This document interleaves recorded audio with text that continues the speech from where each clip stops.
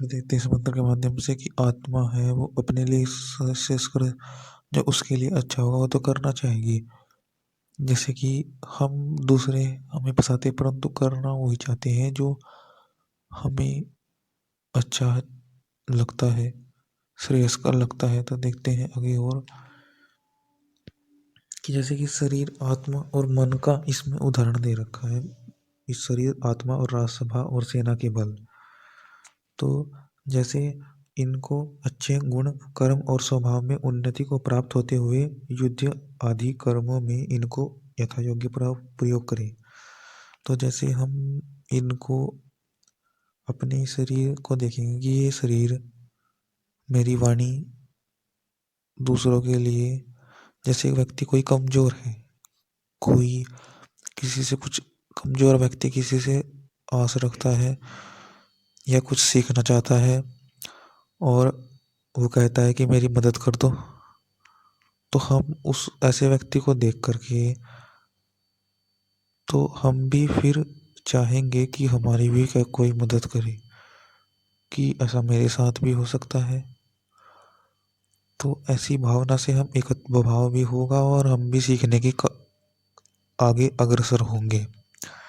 कि जैसे कि कोई कि इसको, जो ये कमजोर व्यक्ति है, जो ये सीखने की आस रख रहा है, जो ये पूछ रहा है, जो ये कह रहा है, तो क्या ये इसको मैं इसके क्रोधित हूँ उस पर कि ये क्यों पूछ रहा है? नहीं, क्रोधित क्यों हूँ? क्योंकि ये कुछ जान रहा है और मैं भी कुछ संसार में जानना ही चाहता हूँ। मैं भी कुछ करना चाहता हूँ, तो मैं भी सब दूसरों से प्रेम भाव से जुड़ूं। वो मुझको सिखाएंगे, मैं अगर इसको सिखा दिया तो। और जब तक शरीर को, आत्मा को, जो आत्मा चाह रही है सत्य सत्य, उस पर नहीं जाएंगे तो कैसे चलेगा?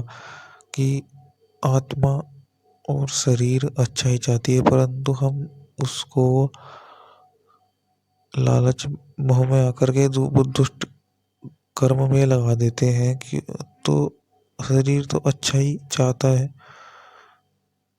तो आत्मा के माध्यम से आप सुनो कि शरीर को अच्छे कैसे हम, उसका अच्छा उपयोग कैसे करें। हम शरीर का हम अच्छा उपयोग सर्वत्र। वो शरीर दूसरे व्यक्ति से चिढ़ रहा है, अपने परिश्रम को ही मानता है शरीर कि मैंने बहुत किया, तूने नहीं किया। पर आत्मा चाहता है कि सब मेरा परिश्रम, कि मैं इसको बुरा ना महसूस होने दूं, मैं इसको दुख ना दूं। आत्मा चाहता है मैं इसको हीन भावना ना दूं, इससे क्रोध, इसकी कमजोरी को समझूं। आत्मा तो ऐसा है जहाँ हम शरीर ने क्रोध, अहंकार अहंकार उत्पन्न किया, वहाँ आत्मा कहता है कि अहंकार भी जब आया कि हमने इसको ऐसा समझा। और आत्मा चाहता है कि एक तरह से तू भी इसको समझने वाला है। आत्मा ये कह रही है तू उसको समझने वाला है, तो इसको समझ। तो जब हमने उसको अच्छी तरह से समझ लिया एक बार कि ये व्यक्ति कमजोर, या ये इस मार्ग में आगे रुचि रखता है, ये इसको पा नहीं पाया, इसको ये अर्जन नहीं करवाया ऐश्वर्य को अपने, इसलिए इधर उधर फिर रहा है, इसलिए ये परिश्रम कर रहा है। तो मैं इसके परिश्रम को मानूं, क्योंकि मैं भी कुछ परिश्रम में मैं भी चाहता हूँ मैं अपने ऐश्वर्य में कि मुझे भी मिले। तो मैं भी चाहता हूँ, अगर तो ऐसे ही चाहता, जब अपने लिए मैं नहीं चाहता, तो जैसे मैं अपने लिए नहीं चाहता तो उसके लिए मैं ऐसे कहूँ इसको भी मैं कल्याण करूँ।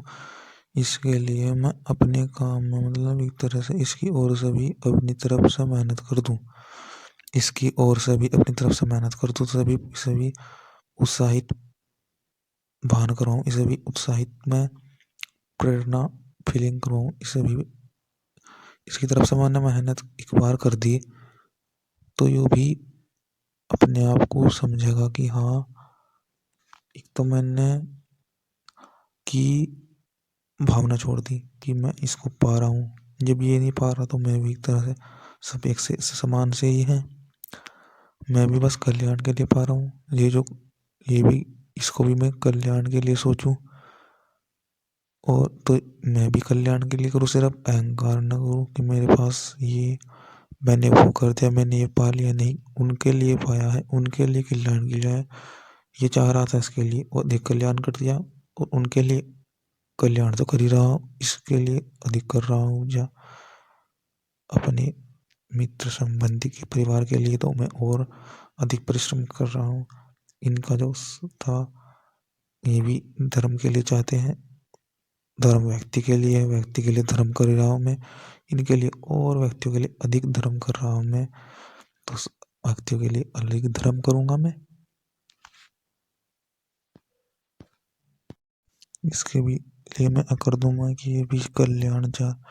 इसके लिए मैंने और धर्म के मार्ग पर चलना शुरू कर दिया कि सब ईश्वर के लिए, जिसको ये भान करवाएं कि ये जो ईश्वर से जुड़ना चाह रहे हैं कि सब ईश्वर के लिए कुछ ना कुछ करें। ईश्वर अच्छे हैं, ईश्वर का भान सबके लिए करवा रहा हूँ मैं, और वो भी ईश्वर से जुड़ रहे हैं। ईश्वर का भान उन्हें भी हो रहा है, मुझे भी हो रहा है। ओम। तो ये किसमें शरीर को, अपने शरीर के बल को उन्नति देवे, खाने पीने से शरीर को उन्नति दे। तो शरीर की भी सुने, आत्मा की पूर्ण रूप से सुने कि आत्मा जो बात वही करी है पहले, उसको खाने से भी जोड़ दें।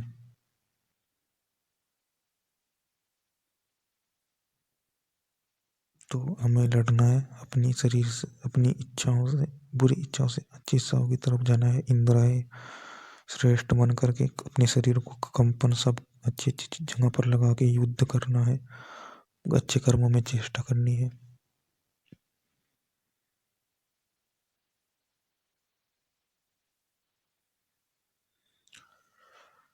जो शरीर ऊर्जा चाह रहा है तो ऐसा ही आत्मा ऊर्जा दे उसको। स्वादु ना बनाए शरीर को, अच्छा भोजन ही देवे, भोजन का उपयोग करें, उसको वह विचार में ना लाएं कि उसका खाया और व्यर्थ के लिए किया। अगर आप अच्छा खाते हो, अच्छे के लिए करो ना, तो आप अच्छा खाओगे, अच्छे के लिए करोगे। अगर अच्छा बुरे के लिए करोगे नहीं, अच्छा खाओ, अच्छे के लिए करो। अच्छे के लिए करना है तो अच्छा ही खाओगे। तो देखते हैं, सूर्य के माध्यम से समझते हैं। सूर्य का यहाँ पर है कि हम दूसरों के सुख की जानने की इच्छा, एक तो बात हो गई। अब इसमें पढ़ के उस उदाहरण के तौर पर देखते हैं।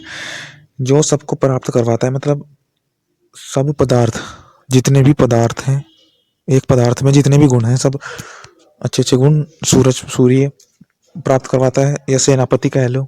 और गलत चीज को छिन भिन करता है, और अपने गुणों से पदार्थों का मेल करवा देता है। मतलब जो इस सूर्य के गुण हैं, उनका पदार्थों का आपस में मेल भी करवाता है सूर्य। तो उदाहरण पे देखते हैं, जैसे कि पहले देखते हैं जल और दूध का उदाहरण। जैसे कि दूध है, वो आपको लिक्विडिटी उसकी, मतलब वो एकदम से, मतलब फिसल जाता है। जैसे कि फरस पर दूध गिर दे तो एकदम तो फैल जाएगा, परंतु जल इकट्ठा ही रहता है, मतलब ड्रॉप्स। तो वो, क्योंकि जल में दो है, मित्र और प्राणवायु। तो प्राणवायु क्या है, व्यापक। तो हमें लगता है कि हाँ, हम कुछ ले रहे हैं, और व्यापकता जिस पदार्थ की जितनी होगी, उससे उसके गुण भी बढ़ेंगे। तो ऑक्सीजन के साथ हाइड्रोजन भी है, मित्र भी है। तो मित्र क्या करता है, हाइड्रोजन सबसे हल्का होता है। तो मतलब एक तो व्यापकता होगी जल की, और व्यापकता के साथ उसकी शीतल की भी, दुग्ध से शीतलता की भी व्यापक है ज्यादा। कि जो पानी होता है, जल होता है, वो दूध से ज्यादा शीतल होता है और ज्यादा हल्का होता है, इसलिए हमें तृप्त हो जाते हैं तुरंत। परंतु अन्य खाद्य पदार्थ हम रुचि रुचि में ज्यादा खा लेते, परंतु रुचि में जल तो नहीं ले सकते ना। तो ये कुछ इसे में हम अपना मुख भी देख लेते हैं, और उसमें सूर्य की किरण बिल्कुल सेंटर में केंद्र फोकस हो जाती है। तो क्योंकि वो क्यों होती है फोकस, क्योंकि सूर्य की किरण पदार्थों का मेल कर रही है, जोड़ कर रही है। तो जोड़ तो कर रही है, कैसे कर रही है देखते हैं उसको। कि जैसे मिट्टी के कण होते हैं, मिट्टी के कण कैसे होते हैं, हमें बीच से में एक तरह से उठाओ। हम जब मिट्टी के कण को उठाते हैं तो हमें एक हाथ में उठाव लगता है, क्योंकि मिट्टी में अलग अलग पदार्थ जुड़ रहे हैं एक के ऊपर एक, मतलब वर्टिकली कह लो। मतलब मिट्टी के एक कण में भी बहुत सारे पदार्थ जुड़ रहे हैं, तो वे आपस में गुणों का वृद्धि कर रहे हैं, गुणों को आदान प्रदान कर रहे हैं मिट्टी में। और मिट्टी में गुणों का आदान प्रदान कर रहे हैं तो मिट्टी है। और जब मिट्टी को हम गर्म करते हैं उससे तो शीशा बनता है, जिसमें हम मुख देखते हैं अपना। तो वो कैसे कि जैसे कि, तो मिट्टी में ऐसा है कि नीचे के पदार्थ को ज़्यादा फोर्स लगाना पड़ता है, ज़्यादा ऊर्जा लगानी पड़ती है, जिससे कि ज़्यादा ऊर्जा लगाएंगे तो ज़्यादा ऊर्जा लेंगे भी, ज़्यादा गुण देंगे, ज़्यादा गुण लेंगे भी। क्योंकि जैसे कुछ जितनी ऊर्जा लगाता है नीचे के, मतलब आपस में एटम्स परमाणु जितनी ऊर्जा लगाएंगे ऊपर वाले परमाणु में, तो ज़्यादा गुण भी, जिस चीज़ की उनमें कमी होगी उसको ग्रहण भी ज़्यादा करेंगे, क्योंकि ज़्यादा ऊर्जा लग रही तो तेज़ी से गुण ग्रहण करेंगे। तो ऐसा उनको परिश्रम करना पड़ रहा है। परंतु जब सूर्य आ गया बीच में तो उन्होंने ऊर्जा वाले अपने गुण को आ करके, और जो नीचे वाला पदार्थ लगा था उसकी ऊर्जा को कम कर दिया, कि अब सूर्य आ गया है, सूर्य की ऊर्जा से ऊपर का पदार्थ एक्टिव हो जाएगा, जिससे कि वो नीचे के पदार्थ को भी गुण देने लगे। तो इसलिए अपने सुख को दूसरे जुड़ जुड़ के सूर्य किरण से शीशा बन जाता है। शीशे में हम मुख देख लेते हैं। तो यही कहना चाह रहे हैं इसमें कि अगर हम किसी के कार्य में जुड़ करके कुछ सहयोग कर दें, किसी के कार्य में जुड़ करके उनके सुख को जान ले कि ये कैसे कैसे उत्तम उत्तम सुख तक पहुंचते हैं ये, तो फिर हम भी उत्तम बन जाएंगे। कि हाँ, क्योंकि हम परिश्रम से उनके उत्तमता को पहुंचते हैं तो हमें भी उत्तमता आती है कि हाँ, इनकी ज़रूरत ये है और इनके सुख का मैं तो बन गया, मतलब मैं अच्छी चीज़ को पहचान गया, मैं अच्छी चीज़ को पहचान गया तो मेरा भी सुख उनका भी सुख। तो यही था इसमें सूर्य किरण से होते हैं। बाकी आप पढ़ लेना क्योंकि लंबी वीडियो हो जाएगी। पुरांभिन्दुर्युवा कबीर मितोजा अजायत इंद्रो विश्वस्य कर्मणो धर्ता वज्री पुरष्टुता। सूर्य के कारण ही गुण हैं। और अन्य उदाहरण देख लेते हैं, जैसे कि कुछ पदार्थ होते हैं जो बिंदी में लगाते हैं, चमकीला पदार्थ, मतलब एक तरह से धातुओं के कुछ कण होते हैं जिनमें अपने पारदर्शिता, अपनी आर पार नहीं दिखता, जिनमें मतलब मुख भी नहीं दिखता अपने, जिनमें हम देख नहीं सकते, ऐसे धातुओं के बने हुए होते हैं मेटल, मतलब चमकीले पदार्थ हो, तो उनको सूर्य की किरण भी चमक जाती है। जैसे कि कहीं देखा होगा आपने कि सूर्य की किरण से भी चमक रहते हैं, पूरे पूर्ण चमक जाते हैं। तो ये हमें क्या सीख देते हैं कि अगर हम एक दूसरे से जुड़े रहेंगे तो हम एक तरह से, जब जैसे कि डायमंड, कहीं हम अंधेरे में हैं, भटक रहे हैं, कहीं हमें रोशनी दिख गई, कहीं हमें उम्मीद की रोशनी दिख गई, डायमंड दिख, तो हाँ हमें तो ये सब धातु से लिए तो बताते हैं कि हमें कि उम्मीद की रोशनी है, कि उम्मीद की रोशनी हमें थोड़ी भी बहुत, जब कुछ नहीं मिलता, अगर थोड़ी भी उम्मीद की रोशनी मिल जाए तो बहुत हम आगे बढ़ सकते हैं। कि जब कुछ नहीं था अब उम्मीद की रोशनी मिली, तो वो कैसे मिली, दूसरों के सुख, जब तक हम सुख नहीं पकड़ा था दूसरों का, अब सुख पकड़ लिया तो उम्मीद की रोशनी बढ़ गई। अब एक देखते हैं कि सूर्य का कार्य कितना कैसा होता है। अब तीसरा उदाहरण